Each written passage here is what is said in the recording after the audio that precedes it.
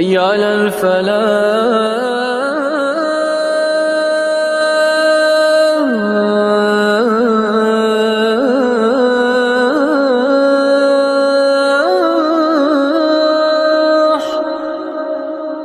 اور اس عقیدے کو ہم نے قرآن کی ایک آیت سے مانا ہے، کیونکہ قرآن میں اللہ نے فرمایا وَمَا يَنطِقُ عَنِ الْهَوَىٰ إِنْ هُوَ إِلَّا وَحْيٌ يُوحَىٰ، کہ اللہ کے نبی صلی اللہ علیہ وسلم اپنی ہوا سے، اپنے نفس سے، اپنی جی سے کوئی بات نہیں فرماتے ہیں مگر وہ اللہ کی طرف سے وحی ہوتی ہے، اللہ فرماتا ہے، پھر اللہ کے نبی جناب محمد رسول اللہ صلی اللہ علیہ وسلم زبان کھولتے ہیں۔ تو اس کی بنیاد پر یہ نزل من اللہ احکام جو اللہ کے نبی جناب محمد رسول اللہ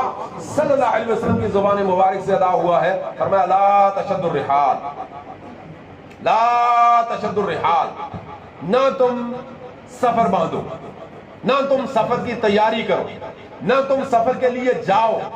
ثواب کی نیت سے، یعنی آپ عبادت کی نیت سے، اور عبادت ہی پر ثواب ہے، جس چیز پر ثواب ہے وہی عبادت ہے، اور عبادت کے اعتبار سے آپ کسی جگہ کے لیے سفر نہیں باندھ سکتے ہو مگر 3 مساجد کے لیے، 3 جگہوں کے لیے۔ وہ 3 ہیں جس کے متعلق اللہ کے نبی جناب محمد رسول اللہ صلی اللہ علیہ وسلم نے فرمایا، ایک ہے مسجد الحرام، بیت اللہ شریف، مسجد حرام۔ فرمایا مسجد حرام کی زیارت کے لیے اگر کوئی شخص اپنا مال و متاع خرچ کرتا ہے، اور مال اور متاع اپنا جو ہے مال خرچ کرتا ہے، سفر باندھتا ہے، اس کے لیے جاتا ہے اور اس کے لیے کوشش کرتا ہے، اللہ کے نبی جناب محمد رسول اللہ صلی اللہ علیہ وسلم نے فرمایا اس کو ثواب ہے۔ اور دوسرے اللہ کے نبی جناب محمد رسول اللہ صلی اللہ علیہ وسلم نے فرمایا مسجد الاقصی، مسجد اقصی کے لیے، فلسطین کے لیے، بیت المقدس کی یا بیت المقدس کی زیارت کے لیے اگر کوئی شخص یہاں سے سفر باندھ کر زاد راہ لے کر اپنے مال و متاع کو خرچ کر کے سفر کرتا ہے، اللہ کے نبی جناب محمد رسول اللہ صلی اللہ علیہ وسلم نے فرمایا اس کو ثواب ملے گا۔ اور آپ علیہ الصلوۃ والتسلیم جب یہ درس دے رہے تھے، جب یہ جملے فرما رہے تھے، جب یہ جملے آپ علیہ السلام کی زبان مبارک سے ادا ہوئے، اس وقت آپ مسجد نبوی کے اندر بیٹھے ہوئے تھے، اور اس حدیث کے آخری جملے سے یہ بات ثابت ہوتی ہے کہ یہ جملے نبی علیہ الصلوۃ والتسلیم نے جو فرمائے تھے یہ مسجد نبوی کے اندر بیٹھ کر فرمائے۔ کیوں؟ آپ علیہ السلام نے آخری جملہ فرمایا وَمَسْجِدِ هَذَا، وَمَسْجِدِ هَذَا، مسجدی پہلی نسبت اللہ کے نبی جناب محمد رسول اللہ صلی اللہ علیہ وسلم نے، کیونکہ تعمیر کا تعمیر میں عمل، تعمیر کے لیے کوشش، اور تعمیر کے اندر صحابہ کو ابھارنا، تعمیر کے لیے جگہ خریدنا، یہ اللہ کے نبی جناب محمد رسول اللہ صلی اللہ علیہ وسلم کی ابتدائی کوشش تھی۔ ہے تو اللہ کا گھر ہے، تو مسجد ہے، وَأَنَّ مَسَاجِدَ لِلَّهِ، مسجدیں اللہ کے لیے ہوتی ہیں۔ تمام مساجد کا لفظ استعمال کیا، جہاں بھی زمین کے اوپر کسی بھی مقام کے اوپر آپ مساجد کے نام سے کوئی چیز بنائیں گے وہ صرف اللہ کے لیے، لیکن یہاں نسبت اپنی طرف نبی علیہ السلام نے اس لیے رکھی کہ تعمیر میں اللہ کے نبی جناب محمد رسول اللہ صلی اللہ علیہ وسلم پیش، ابو بکر ساتھ، صحابہ اکرام رضوان اللہ اجمعین ساتھ، اور اس کے بعد جب تیاری کی جا رہی ہے، بنایا جا رہا ہے، تو کہہ رہے ہیں کہ یہ بوجھ، یہ وزن، یہ گارا، یہ اینٹیں، یہ محنت، یہ عام نہیں ہے، بہت فیض والی ہے، بہت فیض والی ہے، بہت اہمیت والی ہے۔ جیسے وہاں وہ تعمیر کر رہے ہیں نا، 2 باپ اور بیٹا، ربنا تقبل منا انک انت السمیع العلیم، تو یہاں نبی علیہ الصلوۃ والتسلیم فرما رہے ہیں یہ حبال، یہ بوجھ، یہ وزن، یہ جو ہے چیزیں، یہ عام نہیں ہے، یہ بہت اہمیت کی حامل ہے، بڑی فیض کی حامل ہے، بہت اہمیت کی حامل ہے۔ یہ مسجد کے متعلق فرمایا مسجد ہاذا، کوئی اس میری مسجد کو دیکھنے کے لیے میری مسجد کی غرض سے اگر ثواب کی نیت سے ہندوستان سے چل کر پونچھ سے چل کر یہاں سے زیادہ راہ باندھ کر کوشش کر کے اپنی پونجی کو جمع کر کے حلال مال کو اکٹھا کر کے اگر کوئی سفر کرتا ہے تو اس کو ثواب ملے گا. اب آپ اسے پیچھے ہٹیے, تھوڑا ادھر آئیں گے, تھوڑا اپنے آپ کو حاضر باش رکھ کر اس کے بعد آپ اس کے علاوہ ہم نے کبھی انکار کیا کہ دوسری جگہ نیک نہیں, ہم نے کبھی انکار نہیں کیا کوفہ میں کوئی نیک نہیں, بغداد میں کوئی اچھا نہیں, ہم نے کب انکار کیا؟ ہمارے مسلک نے کب کہا کہ فلاں جگہ کی ایک مقام ہے, اس مقام کے اوپر کوئی آدمی ہے اور وہ آدمی جو ہے صالح نہیں ہو سکتا ہے, نیکوکار نہیں ہو سکتا ہے؟ بھائی ہو سکتا ہے, ہو سکتا ہے, بہتر آدمی ہو سکتا ہے, مسجد بڑی ہو سکتی ہے, اس کا مینار اونچا ہو سکتا ہے, اس کی اینٹیں بہتر ہو سکتی ہیں, اس کی بناوٹ بہت اچھی ہو سکتی ہے, اس کے اندر نیکی کے کام بھی ہو سکتے ہیں, اس میں کوئی جرم کی بات نہیں ہے. لیکن ثواب کی نیت سے آپ کہیں بابا نگری کا سفر نہیں کر سکتے, بالکل نہیں کر سکتے. یہ میں نہیں کہتا ہوں, یہ آج کے دور میں اور ہمارے ممبر سے نہیں کہا جا رہا ہے, یہ مسجد نبوی کے ممبر سے کہا جا رہا ہے. یہ آج کا خطیب جو محمد رسول اللہ صلی اللہ علیہ وسلم کے نقشہ قدم پر چلتا ہوا نبی کا امتی آج کھڑے ہو کر کہتا ہے, یہ نہیں, آج کا نہیں, یہ اس نبی کا خادم, اس کا غلام, اس کا نوکر, اس کے جوتیوں کی دھول کے برابر بھی نہیں ہے. وہ شخص اس نبی علیہ السلام کی اتباع کرتے ہوئے جس نے بخاری کے اندر روایت نقل کی, امام بخاری رحمہ نے, مسلم میں روایت موجود ہے, سنن کی کتابوں میں روایت موجود ہے, لا تشد الرحال الا الى ثلاثه مساجد, اس کو کہتے ہوئے کہتے ہیں.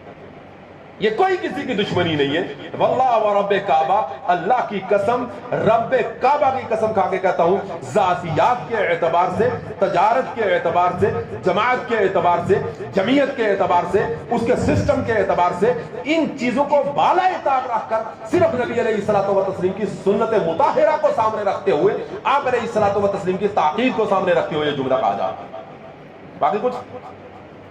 کوئی آبجیکشن. ایک آبجیکشن ہے کہ شریعت کا ہر عمل نبی علیہ الصلوۃ والتسلیم کی موجودگی میں, اللہ کے نبی جناب محمد رسول اللہ صلی اللہ علیہ وسلم کی موجودگی میں پوری طریقے سے کمپلیٹ اعتبار سے نازل ہوا, اور نازل پر بھی اللہ تعالیٰ نے اپنی آیت کے ذریعے مہر لگا کے فرما دیا, الیوم اکملت لکم دینکم واتممت علیکم نعمتی ورضیت لکم الاسلام دینا. اے محمد رسول اللہ صلی اللہ علیہ وسلم, ہم نے آپ کو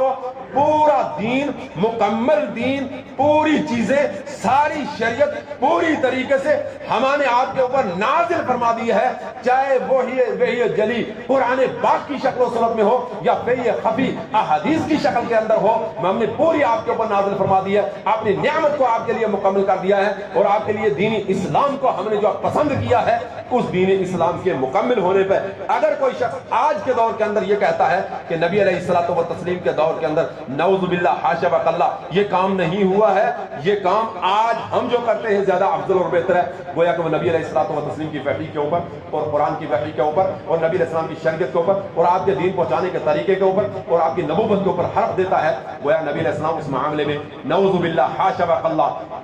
یہ جملہ ایسا جملہ ہے جس کے اندر بڑی بساند ہے, بڑی سڑاند ہے, بڑی غلطی ہے, بڑی جو ہے تہمت ہے, لیکن جو ہے نقل کفر نباشت کہتے ہوئے میں یہ کہتا ہوں, وہ یہ سمجھتا ہے کہ نبی اسلام نے نعوذ باللہ پوری طریقے دین ہمیں نہیں پہنچایا. اس لیے اس جملے کو کہتے ہوئے ہر امتی کو, وہ امتی ہے جو لا الہ الا اللہ محمد رسول اللہ صلی اللہ علیہ وسلم کے جملے ادا کرتا ہے, اپنی نسبت کس کی طرف رکھتا ہے, یہ بات کی بات ہے. لا الہ الا اللہ کہا, محمد رسول اللہ کا اقرار کیا, وہ پہلے محمدی ہے, پہلے نبی اسلام کا امتی ہے, رب کے طرف سے وہ مواحد ہے, اس نے قلبے کا اقرار کیا ہے, اس کے بعد اس کی نسبتیں ہیں. نسبتوں سے تعلق نہیں ہے, تعلق یہ ہے کہ وہ کلمہ گو ہے. کلمہ گو کے لیے ایسے جملے نعوذ باللہ بالکل استعمال کرنا جائز نہیں, اور خیال پیدا کرنا بھی جائز نہیں. خیال پیدا کرنا بھی جائز نہیں ہے کہ شریعت یہ موجود تھی, اگر ایسا ہوتا تو کیسا رہتا ہے. یہ ایسا ہوتا ہے جو آپ اپنے گمان سے اور اپنے جملے سے جو کہتے ہیں شریعت اسلامیہ میں اس کی قباحت ہے، اور یہی قباحت سب سے بری ہے۔ جہاں تک رہا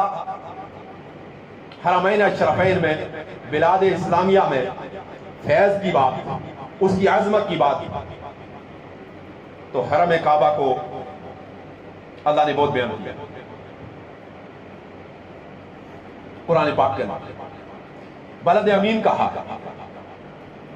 بسم اللہ الرحمن الرحیم، لا اقسم بہذا البلد، میں قسم کھاتا ہوں اس بلد، اس شہر، یہ قسم کس نے کھائی ہے؟ اس پاک دھرتی کی۔ سورہ 3 آپ پڑھتے ہیں، بلد امین اس کو کہا، وہذا البلد الامین، بلد امین ہے۔ کتنا امین ہے، کتنا بہتر ہے، کتنا احسن ہے، کتنا اعلیٰ ہے، کتنا مقام والا ہے کہ اللہ کے نبی جناب محمد رسول اللہ صلی اللہ علیہ وسلم نے تمام تر چیزوں کو عمل کرا دیا۔ بلد امین کی ساری چیزیں عمل والی ہیں، یہاں تک کہ آپ وہاں کے کسی درخت کو کاٹ نہیں سکتے ہیں جو حدود حرم کے اندر موجود ہے۔ حدود حرم کی کسی بھی درخت کو، اس کے گھاس کو، اس کے گھوس کو آپ کاٹ نہیں سکتے ہیں، اس کے جانور کو آپ مار نہیں سکتے ہیں، شکار آپ نہیں کر سکتے ہیں، یہاں تک کہ شکار کو آپ ہانک بھی نہیں سکتے، دلالت بھی نہیں کر سکتے۔ اللہ کے نبی جناب محمد رسول اللہ صلی اللہ علیہ وسلم نے حدود حرم میں 2 چیزوں کے شکار مارنے کا حکم دیا، صرف 2 چیز، صرف 2 چیز جانوروں، باقی جتنی چیزیں ہیں، جتنی جانور، اللہ کے نبی جناب محمد رسول اللہ صلی اللہ علیہ وسلم نے ان کے متعلق یہ نہیں کہا کہ نہیں۔ دیکھیے نا کہ جب شریعت اسلامیہ پر امت مسلمہ کا آدمی عمل نہیں کرتا ہے تو پھر جب غیر مسلم کو اس کا علم ہوتا ہے تو غیر مسلم بھی بسا اوقات انسان کو طعنہ دیتا ہے، بسا اوقات مصلحت کے اعتبار سے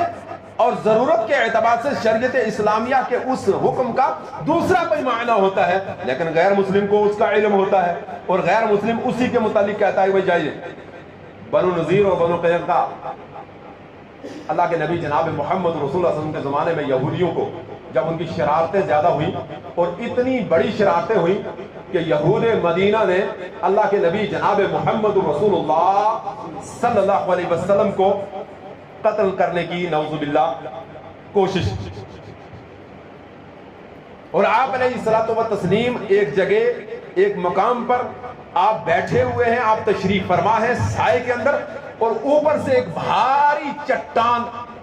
آپ علیہ السلام پر گرانے کی کوشش کی گئی تاکہ اللہ کے نبی جناب محمد صلی اللہ علیہ وسلم نیچے دب کر جو ہے شہید ہو جائے، آپ کی وفات ہو جائے۔ اور بے شمار شرارتیں جب شروع کی،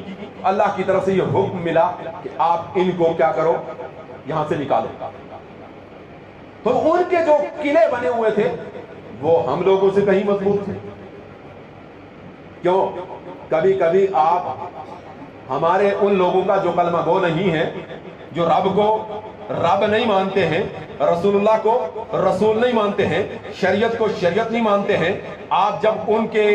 حالات کو دیکھتے ہیں، ان کی چیزوں کو دیکھتے ہیں تو متاثر ہو کر رہ جاتے ہیں، اور متاثر ہونے کی بنیادی پر تو ہمارا نوجوان کبھی جو ہے کسی کا دل دادا ہے، کبھی کسی کا دل دادا ہے، کبھی کسی کا دل دادا ہے۔ یہ متاثر ہونے کی بات ہوتی ہے۔ کیوں متاثر ہونے کی بات ہوتی ہے؟ کہ ان کے لیے اللہ نے دنیا رکھی، ان کے لیے اللہ نے دنیا رکھی ہے، اور مومن کے لیے، مسلمان کے لیے، آپ کے لیے لا الہ الا اللہ محمد رسول اللہ پڑھنے والوں کے لیے آخرت رکھی۔ اسی کو کہا الدنیا سجن المومن، دنیا جو ہے مومن کے لیے قید خانہ ہے، وجنت للکافر، اور کافر کے لیے کیا ہے؟ جنت ہے۔ اسائش اس کو یہی ہے۔ اسی لیے سے آپ دنیا میں دیکھتے ہیں اتنی جو صحابہ اکرام رضوان اجمعین کہتے ہیں کہ جب تنگی و اسرت کا زمانہ تھا ہم سمجھتے تھے ہم بڑے دیندار ہیں، اور جب ہمیں فرمانی کے اعتبار سے مال خوب ملا، اچھا مال ملا، تو بعض صحابہ بیٹھ کر تنہائی میں رویا کرتے تھے، اللہ اتنا عطا کر دیا، کیا پتا آخرت میں ملے گا کہ نہیں ملے گا۔ وافر مقدار میں جن صحابہ کو ملا، وافر مقدار میں، وہ صحابہ تنہائیوں میں محض اس لیے رویا کرتے تھے اللہ دنیا میں اتنا حصہ دے دیا ہے، شاید آخرت کا حصہ کم نہ ہو جائے، آخرت میں جنت میں نہ ملے۔ تو اس لیے جو جتنے لوگ متاثر ہوتے ہیں، متاثر ہونے کا ایک بڑا سبب یہ ہوتا ہے کہ انہوں نے شریعت کو کم پڑھا ہوتا ہے، تو انسان دوسرے کے مال سے، اس کے دولت سے، اس کے رہن سے، اس کے سہن سے، اس کے سسٹم سے انسان متاثر ہو جاتا ہے۔ یہ متاثر ہونے کا معاملہ بہت زیادہ رہا پہلے سے۔ اسلام کا 5واں پورا رکن حج، اس کے جتنے ارکان ہیں، اکثر و بیشتر آپ یہ دعا سنتے ہیں، یہ کہتے رہتے ہیں مدینہ، کوئی ایسی جو ہے کسی شخص، کسی مومن، کسی مسلمان کو یہ دل میں قطعیہ طور پر نہیں ہونا چاہیے کہ اس کو مدینے سے محبت نہیں ہے۔ جس کو مدینے سے محبت نہیں ہے اس کا دل بودا ہے، کمزور ہے، اور وہ مواحد نہیں ہو سکتا ہے، وہ انتہائی برا آدمی ہو سکتا ہے، منافق ہو سکتا ہے کہ جس کو مدینے کے ساتھ محبت نہ ہو۔ لیکن حب مدینہ میں حب مکہ کو مت ختم کیجیے۔ یہ کمزوری بھی امت مسلمہ کے اندر آئی، یہ کمزوری بھی امت مسلمہ کے اندر آئی کہ ایک پورا رکن جہاں رب نے رکھا ہے، جس کو آپ حج کہتے ہیں، حج کے سارے ارکان، جتنے ارکان ہیں اللہ تعالیٰ نے مکہ مکرمہ کے اندر رکھے، بلاد اسی کے اندر رکھے ہیں، اسی کے اندر تمام تر نظام رکھا ہے۔ اور پھر جتنے لوگ ہیں وہ کسی مرتبہ اس فکر سے تعلق رکھنے والے ہوں، اگر وہ یہ کہیں کہ مدینے کی بہت بڑی فضیلت ہے، مدینے کی بھی فضیلت ہے، مدینے کی بہت بڑی فضیلت ہے،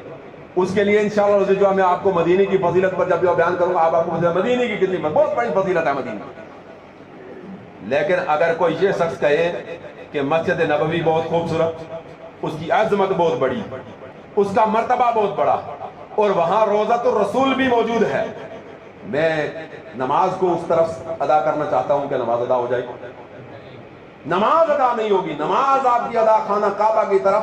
بلاد امین کی طرف، آپ کو اس نظام کی طرف رکھ کے، اسی لیے پورے ایریے کو فولی وجہ کا شطر المسجد الحرام فحیث ما کنتم فولوا وجوہکم شطرہ کا لفظ استعمال کیا، شطرہ کا لفظ استعمال کیا۔ اکثر و بیشتر جب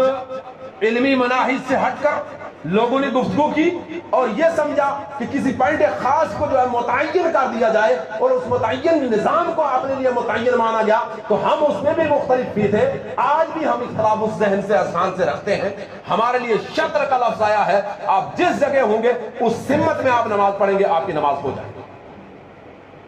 جس جگہ بھی آپ ہوں گے سمت میں نماز پڑھنے سے، اس جو ہے جہت میں نماز پڑھنے سے آپ کی نماز جو ہے ہو جائے گی، کیونکہ اللہ تعالیٰ نے قرآن پاک میں عام بیان کیا ہے، اس کے تاکید و تقید کے لیے کوئی چیز ہمارے پاس موجود نہیں ہے۔ اس لیے یہ کہہ دینا کہ فلاں یہ بالکل جو ہے جو بالکل نظام کے اعتبار سے جو ہے مانا جاتا ہے، اس کے لیے آپ کے پاس شرعی دلائل کے اعتبار سے دلائل موجود نہیں ہے۔ ہاں فقہی دلائل موجود ہے، فقہی دلائل کے اعتبار سے علماء کی فقہ، لوگوں کی فقہ، لوگوں کا نظام، اس میں جو ہے پھر کوتاہیاں بھی اس میں آئیں، لیکن جو اللہ نے قرآن میں بیان کیا فولی وجہ کا شطر المسجد الحرام، وہ عام ہے اور اس کے بغیر آپ کی نماز نہیں ہوتی۔ میں نے جو سورت آپ کے سامنے پڑھی تھی اس کے اندر بہت بڑی عبرت،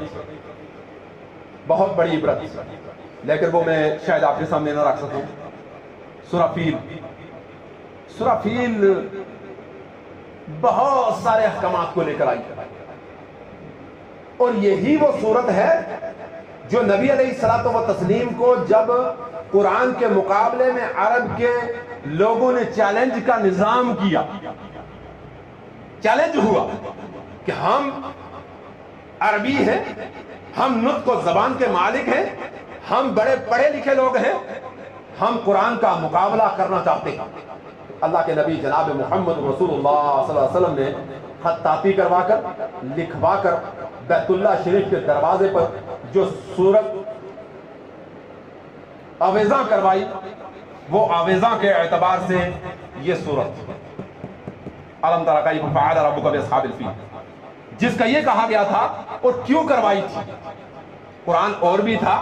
اسی کو کیوں کروایا تھا؟ اس لیے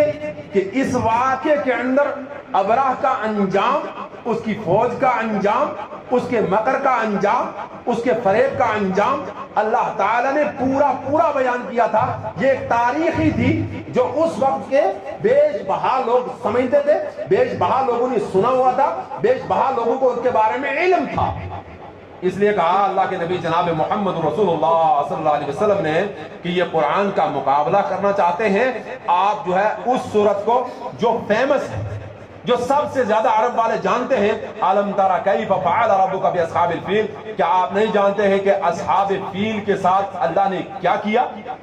اس پورے واقعے کو عرب والے اچھی طریقے سے جانتے ہیں، آپ آویزاں کعبہ، اور ان کو یہ کہتے ہیں کہ جتنے علماء ہیں، جتنے صاحب لغہ، جتنے جو ہے صاحب قابل لوگ ہیں، جتنے شعراء ہیں، سب کے سب جمع ہو جاؤ،